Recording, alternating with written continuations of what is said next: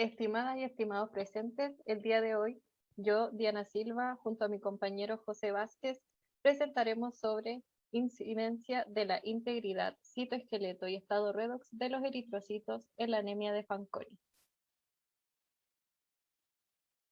La anemia de Fanconi, cuya sigla es FA, es una enfermedad del tipo autosómica recesiva muy poco común, que se evidencia en aproximadamente una persona dentro de 400.000. Y esta afecta principalmente a los eritrocitos que se encuentran en la sangre de la persona afectada. Esta enfermedad está caracterizada por anomalías somáticas, pancitopenia, desarrollo retardado, hiperpigmentación de la piel, entre otros efectos biológicos. Y además suele ser mortal, con una esperanza de vida de aproximadamente 16 años. Teniendo en cuenta que en nuestras células se da un estrés oxidativo cuando hay un desequilibrio oxidativo en ellas, debido a un aumento de los radicales libres o una disminución de antioxidantes, lo que está implicado en la determinación del envejecimiento y muerte celular. Y además teniendo en cuenta que el estrés oxidativo podría considerarse como un sello fenotípico de la anemia de Fanconi, como se puede observar en la imagen en pantalla, esta enfermedad podría estar determinada por una alteración redox que provoque hipotéticamente graves lesiones oxidativas subcelulares. A partir de lo recién mencionado es que se plantea el objetivo que fue investigar los glóbulos rojos de pacientes con anemia de Fanconi, examinando con énfasis los cambios oxidativos que ocurren en sus componentes citoesqueléticos. El estudio se realizó con sangre venosa de pacientes con anemia de Fanconi y pacientes control sin la enfermedad.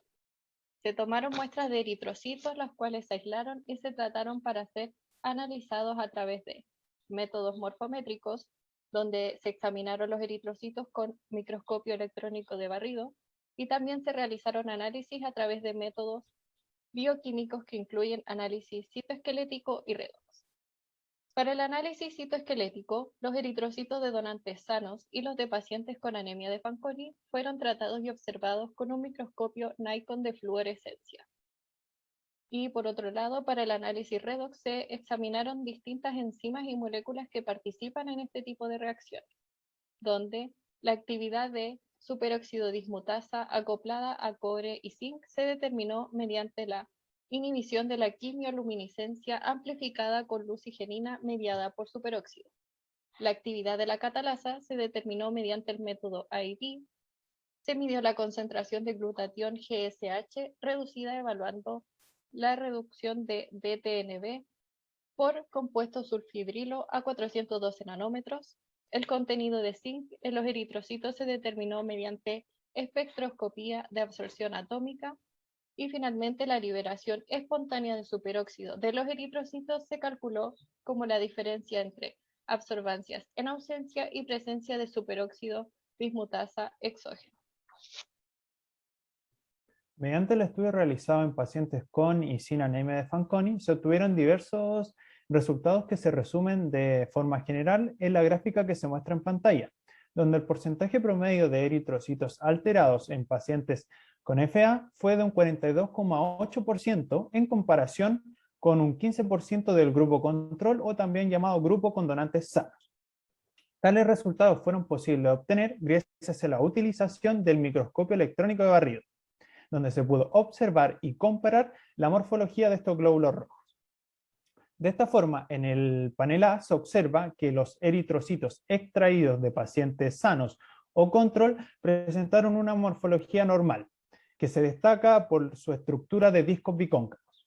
Por otro lado, en los paneles B, C y D, se observa que los eritrocitos extraídos de pacientes con anemia de Fanconi presentaron alteraciones estructurales, que le otorgan a la célula un aspecto espinoso en el caso del panel B y un aspecto hinchado en el caso de los paneles C y D.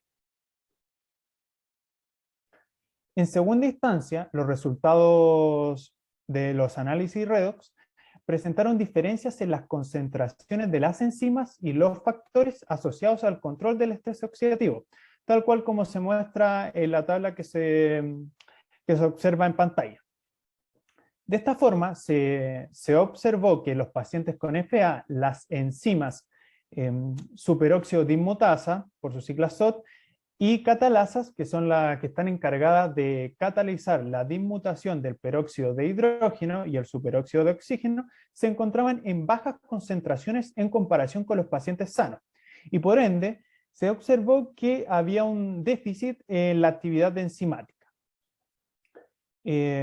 Tal efecto se ve reflejado en la balanza que se observa en pantalla, donde hay una gran cantidad de especies reactivas de oxígeno, o también llamadas ROS, debido a las bajas concentraciones de antioxidantes, que no son capaces de reducir por completo esta especie, principalmente debido a las deficiencias en las actividades enzimáticas.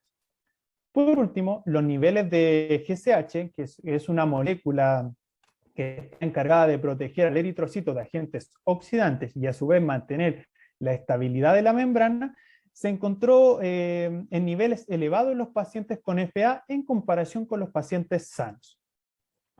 Por último, mediante estas tres alteraciones principales, se observa que hay un estrés oxidativo creciente en los pacientes con FA en comparación con los pacientes sanos. Bueno, debido a la importancia del citoesqueleto en el mantenimiento de la superficie de los eritrocitos, se realizaron análisis citoesqueléticos y se observó mediante el microscopio de inmunofluorescencia que los pacientes con FA, las cepectrinas, que son moléculas que forman parte de la red citoesquelética de los eritrocitos, se encontraban alteradas, tal cual como se ve en el panel B, en comparación con las cepectrinas que presentan los pacientes sanos, que se ven representadas en el panel A. Desde un punto de vista molecular, se observa que en los pacientes con FA, las epectrinas se encontraban agrupadas, induciendo cambios en la estructura del citoesqueleto y por consiguiente en la estructura del eritrocito. En conclusión, el estudio ratifica la evidencia de la ocurrencia de daño oxidativo en el fenotipo de la anemia de Fanconi, modificando la estructura del citoesqueleto, tal cual como se ve en la imagen en pantalla. Finalmente, y a modo de proyección, se sugiere, en base a los datos obtenidos, el posible uso de antioxidantes o carroñeros de radicales libres específicos para el tratamiento de la anemia de Fanconi.